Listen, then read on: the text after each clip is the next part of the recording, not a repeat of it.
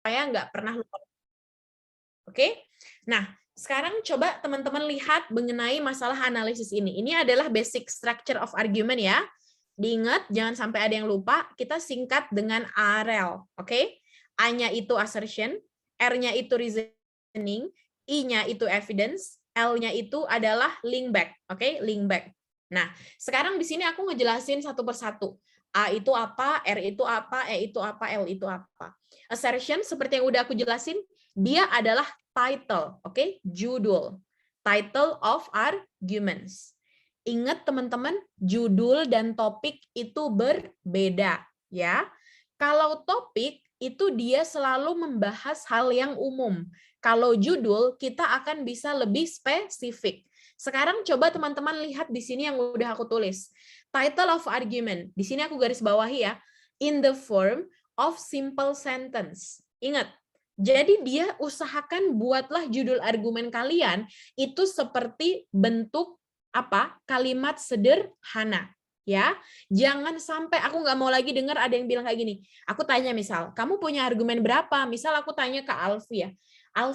Alfi punya argumen berapa? Terus Alfi bilang, aku punya 2 Kak gitu. Oh iya, argumennya apa? 1, aku argumennya adalah judulnya ekonomi. Terus argumen yang kedua, judulnya adalah pemerintah. Kayak gitu misal. Nah, itu bukan judul ya, itu adalah topik. Atau bahkan itu adalah tema, itu bukan topik ya. Jadi, teman-teman fokus untuk membuat ini, in the form of simple sentence. Bikinlah kalimat yang sederhana. Nah, kalian lihat di dalam tanda kurung ini, aku kasih tanda plus sama tanda tanya ya. Ini tanda tanya by the way, ini fontnya agak kurang bagus mungkin. Nah, tanda plus ini maksudnya bentuk dari kalimat sederhana itu bisa berarti berbentuk pernyataan, ya, bentuknya plus, atau bisa berarti itu bentuknya pertanyaan. Oke? Jadi dalam judul kalimat bisa berbentuk pernyataan atau pertanyaan. Namanya aja kalimat sederhana ya, teman-teman. Kalau kita belajar di bahasa Indonesia, kalimat itu tersusun atas apa? Tersusun atas setidaknya ada subjek dan predikat. Setidaknya gitu ya. Berarti setidaknya ada itu, subjek, predikat, objek. 3 hal utama yang bakal kalian bahas, oke? Nah, sekarang coba kita lihat contoh di sini. Ini contoh pernyataan ya. Jadi dalam mosi di South will force companies to apply green technology, dalam bentuk pernyataan kita bisa membuat kalimat it will reduce gas emission significantly. Oke? Jadi di sini jelas ya, ini adalah bentuk kalimat pernyataan, kalimat sederhana, oke? Kalau teman-teman pengen membuatnya dalam bentuk pertanyaan, silahkan. Bisa dibuat pertanyaan, misal, why it's okay to sacrifice companies and economic development.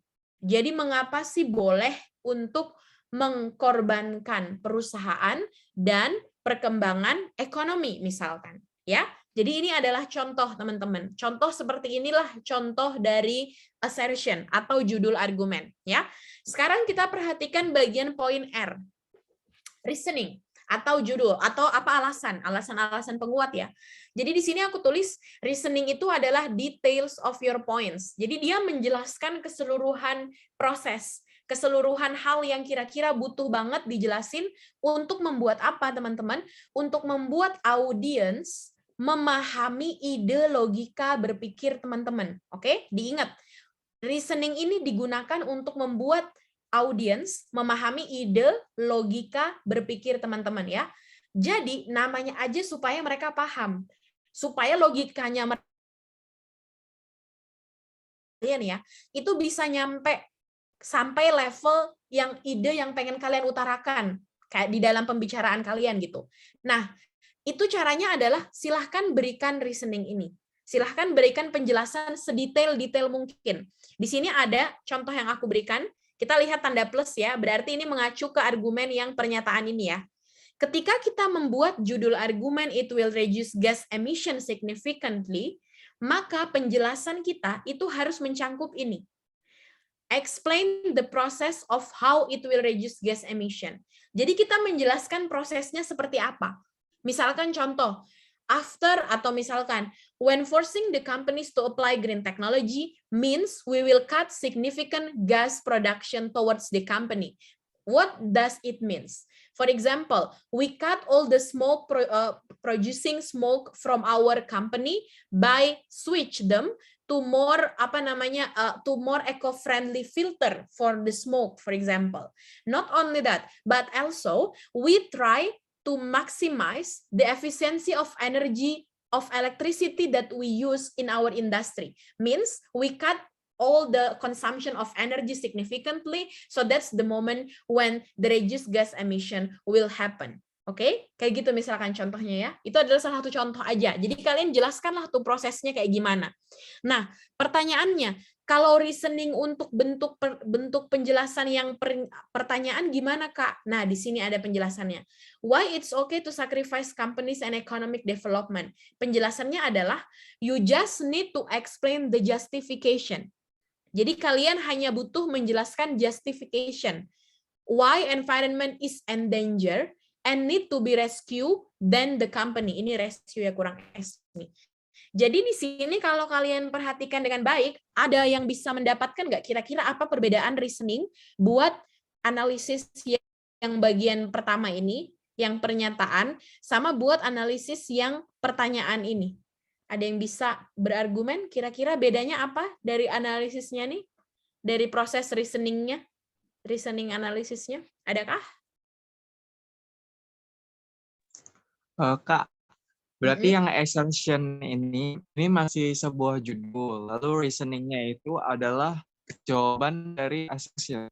Betul, betul sekali Felix, betul kayak gitu. Jadi memang assertion itu judulnya aja, reasoningnya itu penjelasannya semua. Jawabannya ya bisa dibilang itu jawaban, bisa dibilang itu juga adalah penjelasan.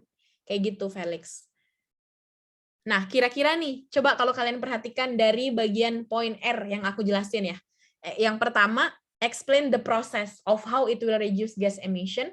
Yang kedua, explain the justification why environment is in danger and need to be rescued then the company. Ada nggak ya yang bisa kira-kira ngejelasin apa ya bedanya dari dua hal ini yang udah dijelasin di dalam reasoning itu? Gimana? Adakah? By the way, maaf ya kalau mungkin penjelasannya agak-agak berat sedikit karena emang ini adalah inti dari debat. Jadi ini lumayan lumayan berat sedikit ya, tapi nggak apa-apa. Ini bakal sangat membantu teman-teman kok. Aku yakin. Ya. Coba sekarang kalau gitu kalau nggak ada yang mau jawab, aku yang coba menjelaskan ya.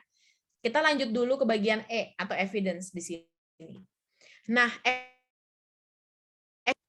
fakta ya. Jadi bentar. Suaraku kedengeran nggak ya, teman-teman? Kedengeran, Kak. Oh iya. Oke, aku kira nggak kedengeran. Nah, bagian yang evidence di sini, teman-teman, yang isinya itu adalah fakta atau contoh yang bertujuan untuk apa? Untuk menguatkan argumen kalian yang udah kalian jelasin di dalam reasoningnya ini. Dan harus sesuai dengan assertion. Oke? Seperti itu ya. Nah, terus misalkan aku di sini kasih contoh, kalau misalkan dia judul argumennya adalah it will reduce gas emission significantly, maka di dalam poin plus di sini maksudnya ini ya, pernyataan. Salah satu contoh evidence adalah kalian silahkan memberikan data, boleh. Boleh kalian bisa berikan data. Gas emission comparison dari green technology sama konvensional tuh sebesar apa sih bedanya? Nah, terus ada yang tanya, Kak, aku nggak tahu data, gimana dong? Kalau teman-teman nggak tahu data, bentuk evidence itu bisa berbentuk dua jenis ya. Yang pertama, boleh teman-teman menggunakan data yang literally dari data statistik yang teman-teman temukan. Dan yang kedua, bisa teman-teman menggunakan logika. Oke? Silahkan menggunakan logika, itu boleh. Nah, cara menggunakan logika itu kayak gimana? Misalkan contoh, kalian disuruh untuk membuktikan gimana dengan adanya green technology ini kita bisa mengurangi emisi gas, gitu ya. Kita bisa mengurangi emisi karbon dioksida misalkan. Nah, caranya adalah dengan kalian tinggal bayangkan aja, misalkan deh, bahkan yang sesederhana ini paling sederhana ya. Kalian tuh nggak pernah tahu berapa banyak jumlah persentase karbon dioksida di dunia ini. Tapi kalian pernah lihat ada motor listrik yang nggak ngeluarin asap. gitu ya. Terus ada motor zaman dulu banget yang keluarin asap tuh kayak fogging. Kalian tahu kan? Apa sih namanya tuh fogging, demam berdarah itu ya. Ada tuh yang kayak gitu. Nah, kalian silahkan menggunakan logika itu, tapi jangan menggunakan kalimat begini. Jadi ada dua cara nih. Ada teman-teman yang pakai logika kayak gini. For example, in my experience when I see motorcycle, misalkan ya, when I see motorcycle producing significant smoke, it very destructive toward our environment in comparison to bicycle, misalkan kayak gitu ya. Nah, jangan menggunakan kalimat seperti itu, tapi cobalah menggunakan kalimat yang lebih ilmiah, meskipun sebenarnya itu adalah pengalaman pribadi dalam logika kalian. Misalkan kalian bisa bilang kayak gini, let's see, the production of smoke in electric motorcycle and in conventional motorcycle is very significant. And if we compare the modern motorcycle and also the conventional motorcycle, it's also significant. We can see how the production of smoke, for example, in the street, that it shows how that significant modernizations of our green technology in our industry is really working. Misalkan kayak gitu. Kalian boleh menggunakan kalimat seperti itu. Jadi kalian jangan membawa-bawa, misalkan saya pernah lihat motor listrik gitu. Saya juga pernah menggunakan motor Jet Colet atau motor Honda X berapa gitu yang tahun 90 dan ternyata beda banget produksi asapnya, produksi knalpotnya. Nggak kayak gitu ya, teman-teman. Jadi silahkan tetap menggunakan kalimat yang kira-kira itu tidak terlalu personal experience banget ke kalian, tapi itu bisa dirasakan dan bisa dilogika oleh para audiens. Oke? Ingat, tujuan kalian memberikan evidence atau fakta itu untuk men-strengthen, ya. Jadi di sini aku udah tulis to strengthen your arguments. Jadi untuk menguatkan argumen kalian, itu tujuan kalian dari awal. Oke? Itu diingat dan diperhatikan dengan baik. Oke? Nah, sekarang di sini kita bisa lihat lagi yang bagian terakhir, L atau link back. Link back ini itu tujuannya untuk apa sih? Buat restate your main point. Untuk menguatkan kembali poin inti yang kalian bawa. Nah, di restate main point ini sebenarnya dia harusnya itu lebih menguatkan lagi ini. That's why we need to force company. Misalkan kayak gitu. Nah, itu boleh seperti itu aja. Jadi dia bisa berupa jargon gitu ya, teman-teman. Dia boleh berupa jargon, tapi jargonnya nggak juga kayak, misal nih ya, aku kasih contoh ya, di debat bahasa Indonesia ini sering banget terjadi soalnya. Misalkan tiba-tiba disuruh link back nih. Terus link back-nya kalian adalah untuk itu ayo kita go green, misalnya gitu ya. Nah, jangan kayak gitu ya. Itu terlalu Itu terlalu jargonistik. Jadi bukan begitu tujuannya. Karena tujuannya link back di sini itu adalah untuk tetap lagi. Jadi kayak mengingatkan kembali. Jadi kan gini, kalau kita logika bersama-sama ya, coba kita perhatikan. Kita udah ngomongin judul argumen. Kita udah kasih penjelasan reasoning yang panjang lebar. Tambahin pula lagi sama evidence-nya atau sama bukti dan sama fakta-fakta pendukung. Nah, jadi dari omongan kita yang panjang kali lebar kali tinggi, itu kita simpulkan. Kira-kira apa sih sebenarnya intinya gitu. Jadi itu doang tujuannya link back sebenarnya. Misalkan, kalian bisa bilang kayak gini, from all the reasoning, misalnya gitu ya, from all the reasoning, that's why we should apply green technology to reduce gas emission. Misal kayak gitu, udah. Kayak gitu. Itu bisa salah satu contoh link back. Oke? Jadi begitu. Jadi sebenarnya dia sesederhana itu. Hanya untuk memperkuat aja yang udah teman-teman bawa. Isi yang udah kalian bawa. Itu kayak gitu. Nah, sampai sini nih teman-teman. Apakah teman-teman ada pertanyaan? Atau bingung kah? Atau gimana? Boleh, silahkan. Adakah? Nggak ada? Oke, kalau nggak ada, mari kita lanjut. Nah, ini lebih mumet lagi ya teman-teman, nggak mumet. Oke, jadi gini, kalian ingat nggak tadi kan aku tanya, teman-teman, kalian bisa nggak ngerasain apa bedanya dari reasoning? Nah, kalau kita perhatikan begini, ketika teman-teman itu disuruh sama dosen membuat latar belakang, kebanyakan mahasiswa nggak langsung mikir latar belakang, nggak langsung mikir problem gitu kan. Pasti mereka akan paling pertama mikir judul, iya kan? Judul. Setelah itu barulah kita pikirin problem, setelah itu barulah metode, setelah itu barulah analisis. Tapi sadar atau enggak, analisis itu adalah bagian yang paling absurd.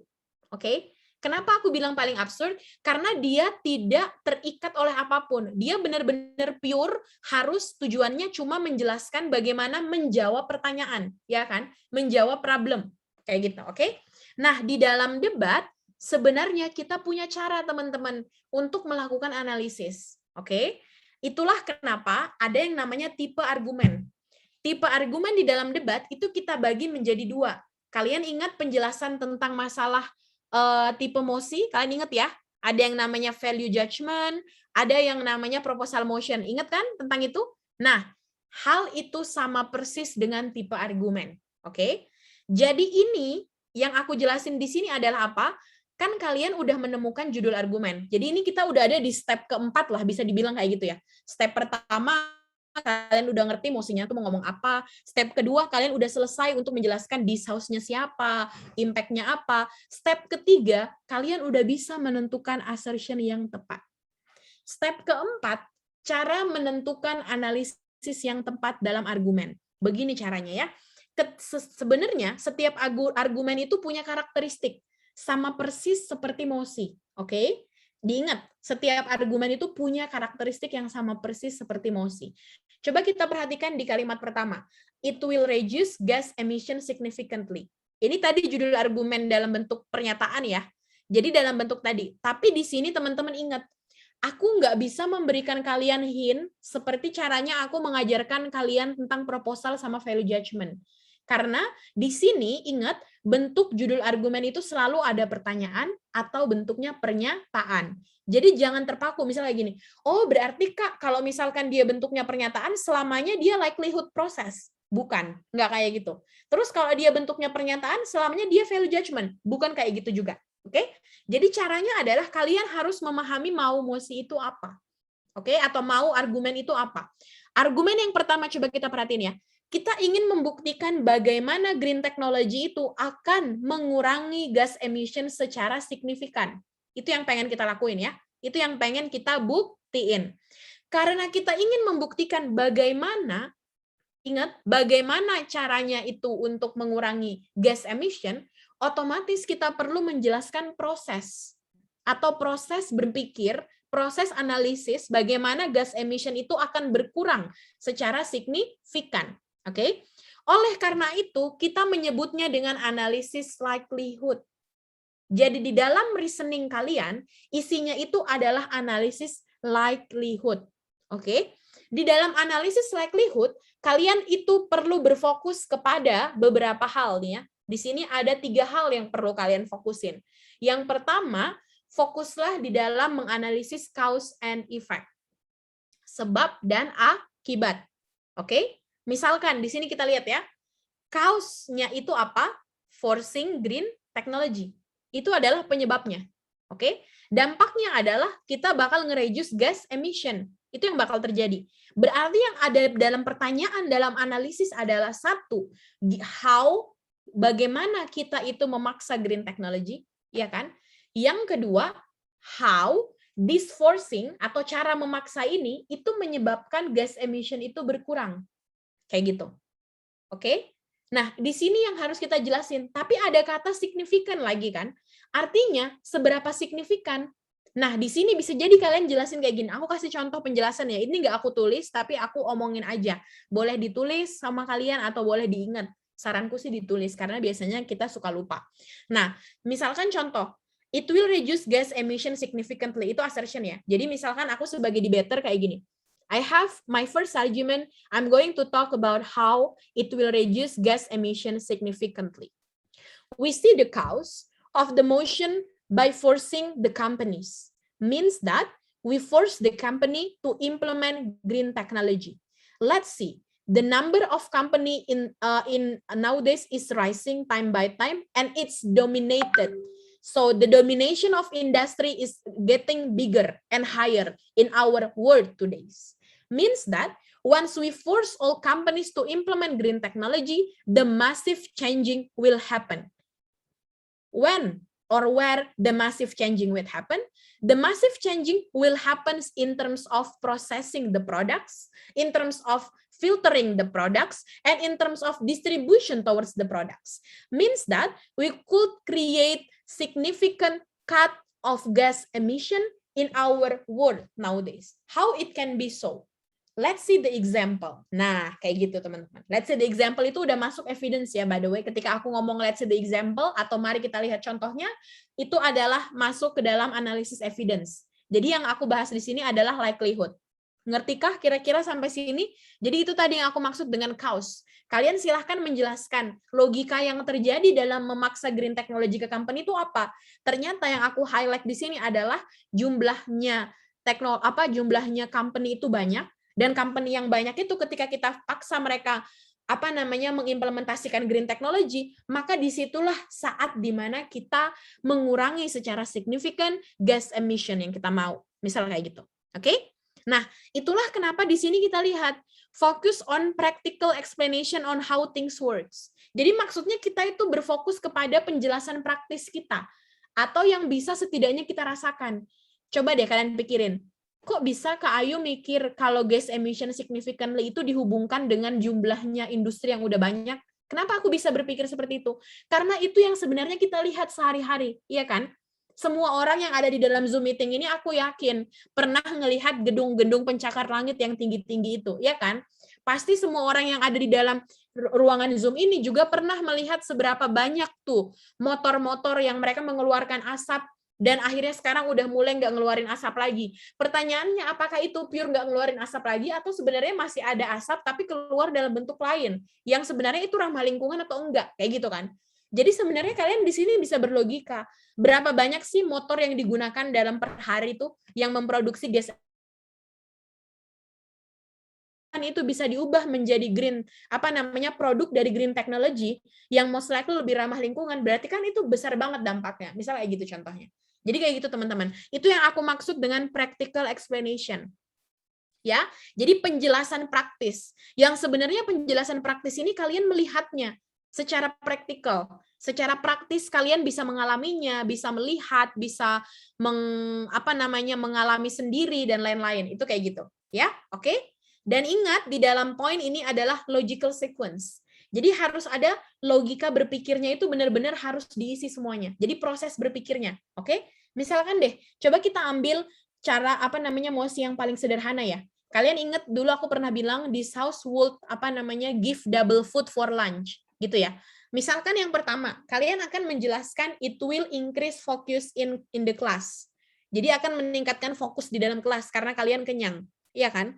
Dalam penjelasan reasoning kalian, yang perlu kalian jelasin adalah gimana sih makanan itu bisa akhirnya membuat kalian menjadi lebih fokus.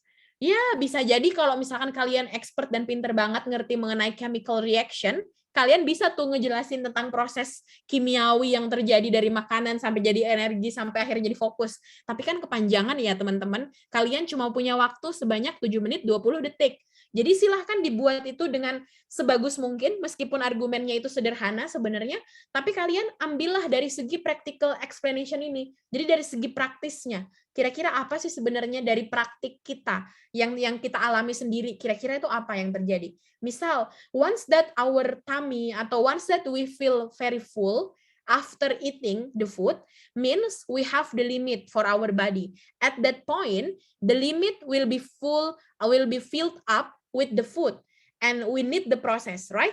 Yes, we might say, opposition may say it will only increase the laziness because we will feel like sleepy, for example, but I say no, because the condition of sleepy, it could be dismissed by the triggering of the topics or by the triggerings of the method processing in the classroom. Meanwhile, all we need just to be active, more active and more participation in the class. So this is the role that could be solved by the teacher, for example, or by teaching method, for example. Jadi kayak gitu. Jadi meskipun ada yang bilang kalau kan kita bisa experience sendiri ya, kalau kita kenyang biasanya ngantuk ya. Kalian sadar nggak sih argumenku tadi seperti itu? Jadi argumenku tadi adalah, aku lagi ngebuktiin kalau kita kenyang tuh kita ngantuk. Tapi kenapa meskipun kita kenyang kita ngantuk, justru itu meningkatkan fokus kita. Dan bukan salah kita kalau kita ngantuk. Sebenarnya salahnya siapa? Ya salah teachernya yang beri materi, atau salah metode yang dipakai di dalam ruang kelas itu, yang tidak banyak melibatkan siswa. Akhirnya kita ngantuk, ya kan? It's not our fault, by the way. Kayak gitu ya, misalkan ya contoh teman-teman. Jadi itu yang aku maksud. Jadi kita mengambil dari pengalaman-pengalaman kita yang nyata, dan ingat, inti dari kata-kata proses ini itu sama seperti proposal motion, kita ada prosesnya bagaimana, oke?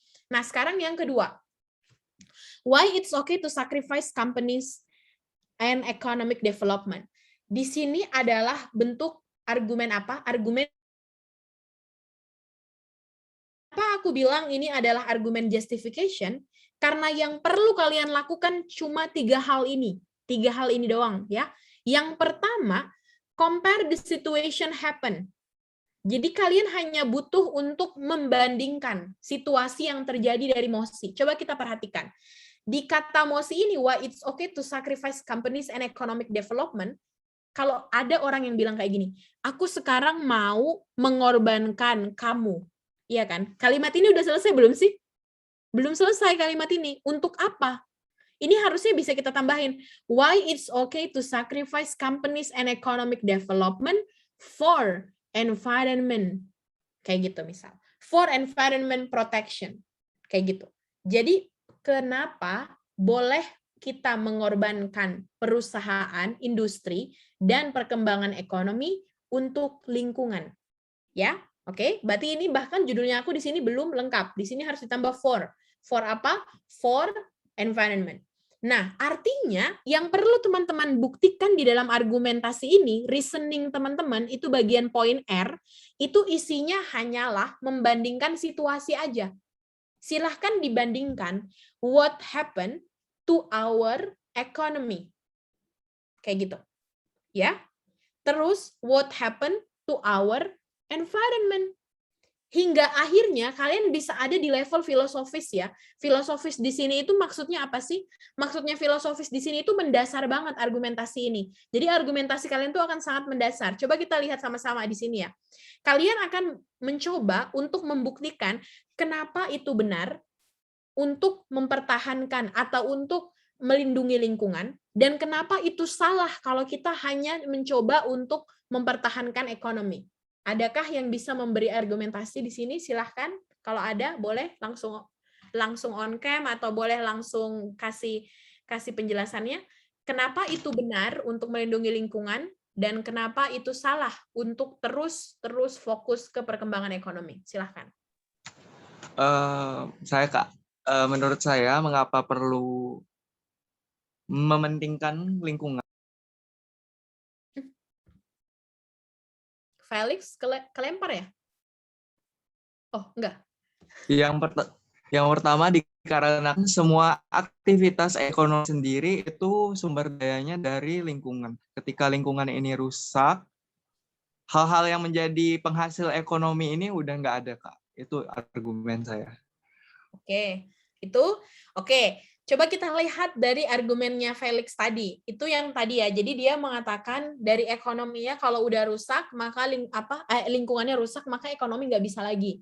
Oke, itu adalah salah satu ide praktikal. Kalau kita pikirin, ya. Kenapa? Karena Felix bisa berpikir kayak gitu karena dia ngelihat apa yang terjadi di keadaannya yang lain.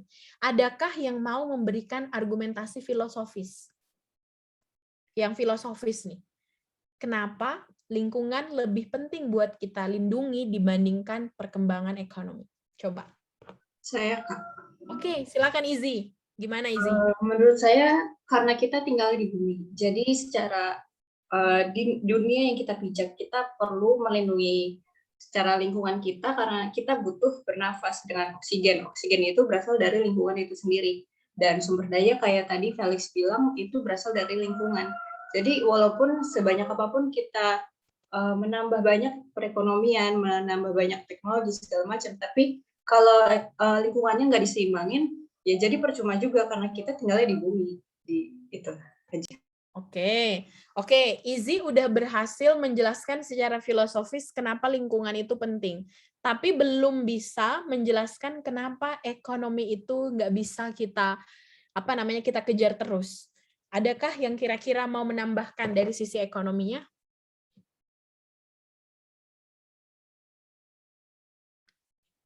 Adakah? Silahkan. Boleh, siapa aja boleh. Adakah yang mau bersuara?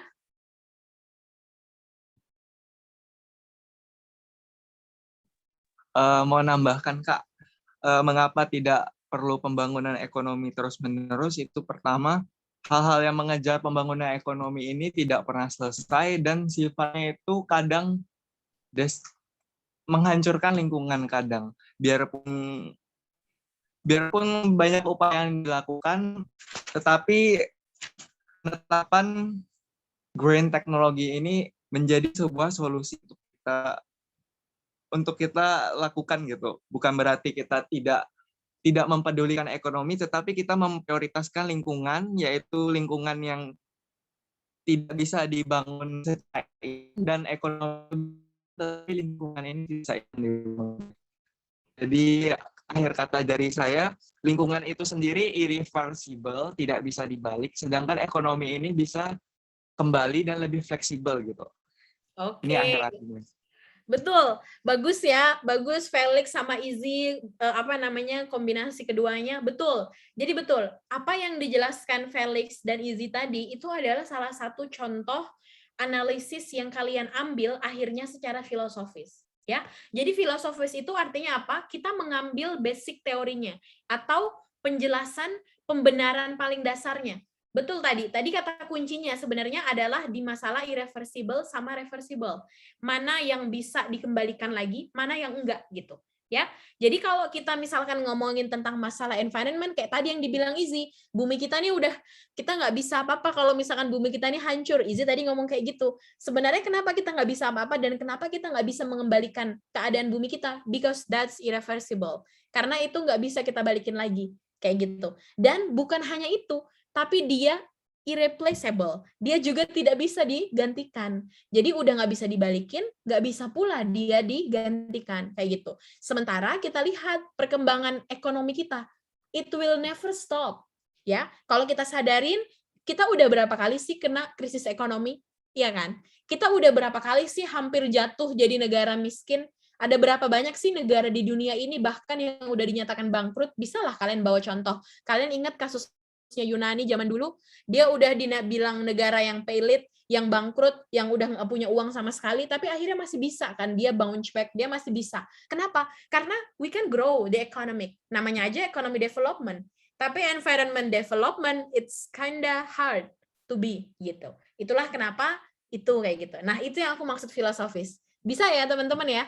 Jadi kayak gitu maksud aku filosofis. Jadi kalian silahkan ngejudge. Silahkan ngejudge how the situation in your economic condition itu still not that important in comparison to your environment. Oke, kayak gitu ya intinya. Itu kayak gitu. Oke. Nah, sekarang coba kita perhatikan dalam kasus yang seperti ini caranya untuk betul-betul bisa kalian develop analisis secara justification atau mungkin analisis kalian secara proses itu membutuhkan apa? Membutuhkan pemahaman kalian terkait assertion tadi. Kira-kira ide assertion kalian tuh butuhnya apa yang dibutuhin? Kalian butuh membandingkan situation yang happen kah? Atau kalian hanya butuh untuk menjelaskan prosesnya? Kayak gitu. Ya, kayak gitu. Jadi ini dibutuhkan apa ya? Dibutuhkan pemahaman di dalam sini karena ini sangat abstrak sebenarnya. Tapi ini adalah aku mencoba untuk kira-kira gimana sih kalian bisa approach ke sana.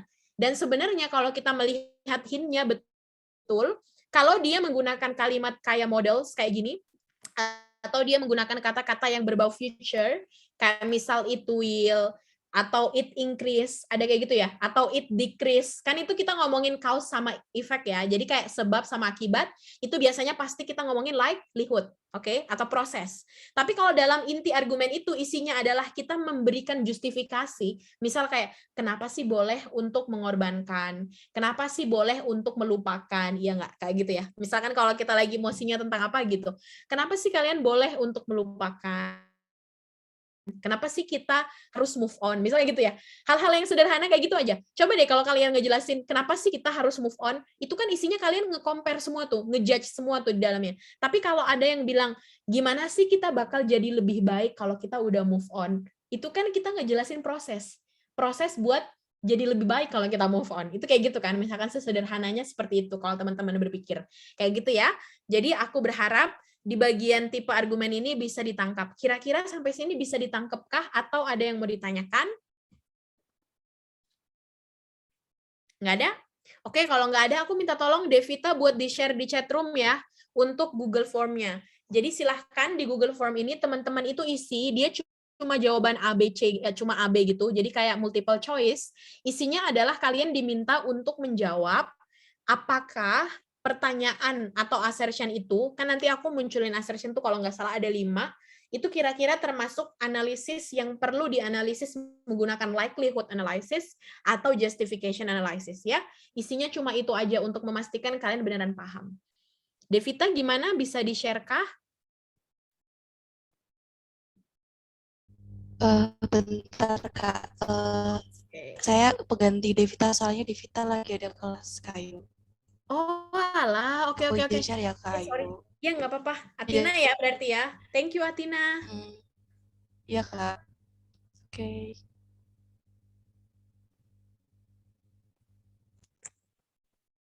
Itu bukan